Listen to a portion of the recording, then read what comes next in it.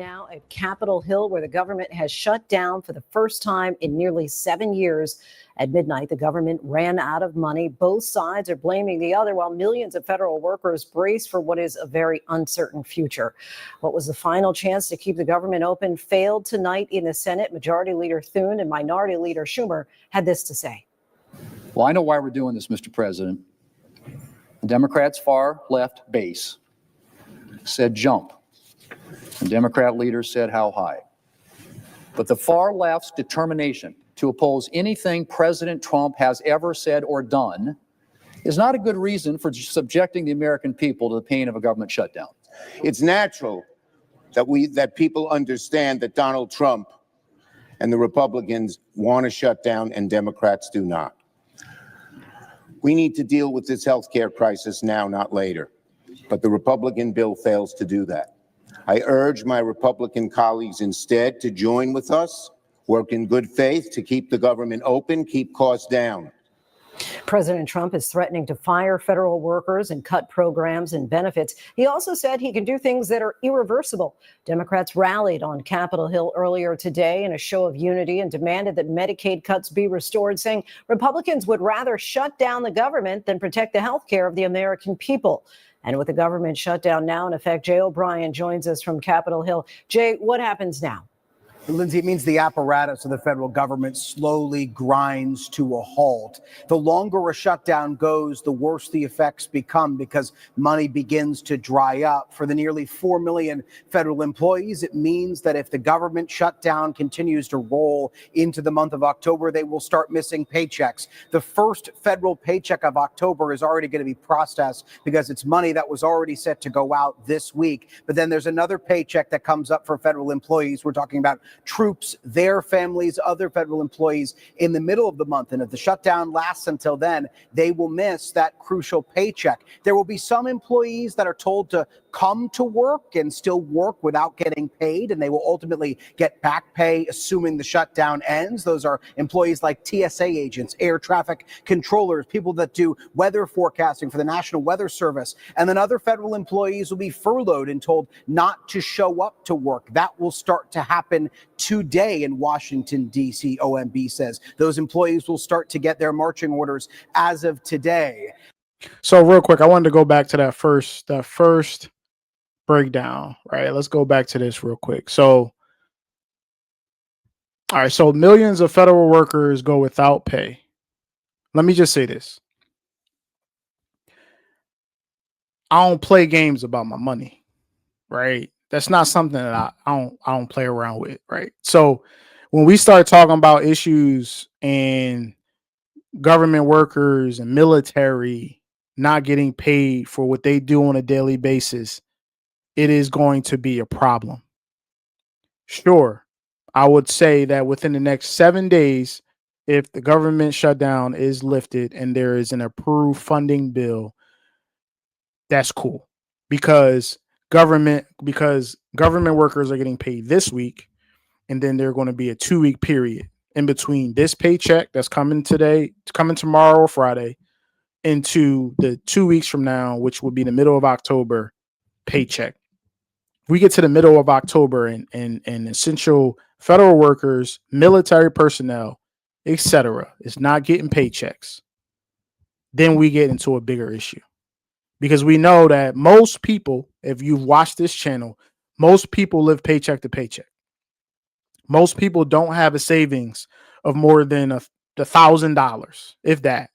Most people cannot afford missing one paycheck, let alone a second paycheck.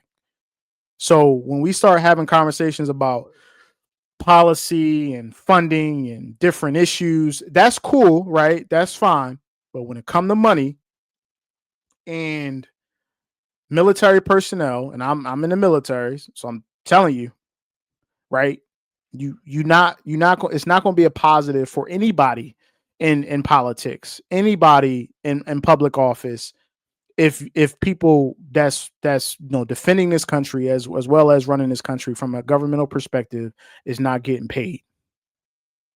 It's not going to be a positive situation, right? So national parks, Smithsonian's are closed. Social Security payments may slow down, which then affects some of our seasoned, personnel, people on this earth, right? Within the United States, which some of these items are not affected by the shutdown, right? Social Security benefits, Medicare, Medicaid, the Postal Service, military continues to rock out, active duty, as well as border protection, as well as air traffic control and TSA, airport security agents. So they are not affected by the government shutdown. Understand they have to work. They also might not get paid though. So it's one thing when, you're told to work, but when you miss a paycheck,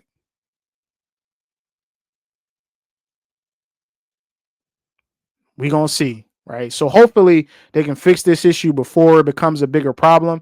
But if you wait more than 2 weeks and people start missing paychecks, okay, you'll start to see people not showing up real quick once people stop getting paid, for sure. Those are employees like TSA agents, air traffic controllers, people that do weather forecasting for the National Weather Service. And then other federal employees will be furloughed and told not to show up to work. That will start to happen today in Washington, D.C., OMB says. Those employees will start to get their marching orders as of today. But as the shutdown grinds on, if it lasts for a certain chunk of time, money will start to dry up in key federal programs like SNAP, which is the Nutrition Assistance Program for lower income Americans, like WIC, which is nutrition assistance for mothers and infants. And the list goes on. Social Security, Medicare, Medicaid, that will still be processed, but you could also see delays there too the longer the shutdown rolls. It is a slow grinding, as I said, of the federal government to a halt that could be seriously detrimental for millions of Americans. Grinding, as I So let's go to SNAP benefits, WIC benefits. These are at risk. So the longer that the government shutdown continues, the more at risk some of these programs are going to be when it comes to funding, right? National parks and museums, passport processing, economic reports, which affects the Fed. And I think this is very important. Small businesses and housing. Right now, we're talking about FHA loans. If you are someone that's looking to buy a house and you're trying to use the FHA, which is a federal housing authority loan, then you are possibly at risk to not close on your house. It's, again, we get into bigger issues, not close on a house that you put an offer in because that FHA loan might not get processed due to lack of funding. These are problems. And the longer that the government shutdown continues, the more likely some of these issues become bigger problems. Said of the federal government to a halt that could be seriously detrimental for millions of Americans. And if history is any indication, any predictions here as far as how long a shutdown could go on? The longest shutdown in U.S. history was 35 days, Lindsay. That was in the first Trump administration. But right now, neither side is really close to a deal. As you heard earlier, Democrats are holding out. They want an extension of Obamacare tax credits. Republicans are accusing Democrats of holding a gun to the head, as the vice president said earlier, of the federal government to negotiate. Democrats have said, look, they want to negotiate with Republicans. Republicans have said, don't do that with the federal government in play. We'll negotiate at a later date. But it's really up to Democrats here. They feel right now that they have the political momentum to try to extract this concession on these Obamacare tax credits out of Republicans. They feel they have the political will, but the longer a shutdown grinds on, the question facing Democrats is how long will they be willing for this to last? Jay O'Brien from Capitol Hill. Thanks so much, Jay. And not long before the shutdown, we caught up with New Jersey Senator Andy Kim. All right, let's just start here. Where do we go at this point? Right now, it is inevitable that we're going to have a shutdown in 3 hours. And that is an abdication of leadership. You know, that really falls upon President Trump, the leadership in the Senate and the House on the Republican side that control the gavel. So this is something where the American people are waking up, seeing the type of abdication of leadership and dereliction of duty. You know, I'm here at the Senate. We've been here all day. We've been trying to negotiate all week. But what I will say, who is not here are the people in the House of Representatives on the Republican side. Speaker Johnson sent them home, told them not to show up. So while those service members that you were just talking about, federal workers, are going to have to show up to work tomorrow and not get paid, these Republican members of Congress refuse to even show up to work and do their job. That is why we're here today. You held a town hall tonight to talk with your constituents about the impacts of a shutdown. Tell us about that conversation. Yeah, right after the votes that we had in the Senate, I did a telephone town hall to reach across all across New Jersey. We had over 6,000 people dial in to be able to listen to this. And what I heard from them was really powerful. People talking about, there was a woman named Lucinda who talked about the concerns that she has. She told me to hold the line because she cannot afford her health care. She would have to give it up if she's not able to continue to get the support for the ACA through the marketplace. I had a woman named Barbara who talked about the challenges that her family's facing, but she put it in that context, saying that this is a challenge that people are hearing and facing all across America right now. This is real. You know, this is something that cannot be looked at as just some partisan power struggle, as a tug of war between political parties trying to see who they blame. Real lives are at stake.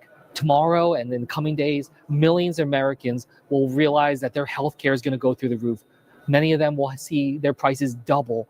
About 4.5 million Americans will lose their health care. Over 20 million Americans will have to pay extraordinary prices. This is a crisis of the Republicans' making, and we have to do everything we can to solve it. We spoke to a Republican senator from West Virginia, Shelley Moore Capito, a few hours ago. We asked her if she was concerned about the cuts to the Affordable Care Act that Democrats are in part shutting down the government over. Let's take a listen to what she had to say. I'm absolutely concerned. 60,000 West Virginians get a subsidy for their premium support. That doesn't expire until December 31st. That begins a new year of premium support in January. We have time to work on this issue. We've been talking about this issue with our Democrat counterparts, with the president. I think the president is very interested in seeing that we reach a solution here. And so I think that what you're going to see is some kind of compromise, but we have to keep the government open while we reach and have those negotiated talks on. See, the problem with, you know, this particular lady talking about the government staying open, and well, the government isn't open, and you guys weren't able to reach an agreement before the fourth quarter, right before the end of the game. You know, you guys chose not to, due to, really, when it comes down to, a healthcare.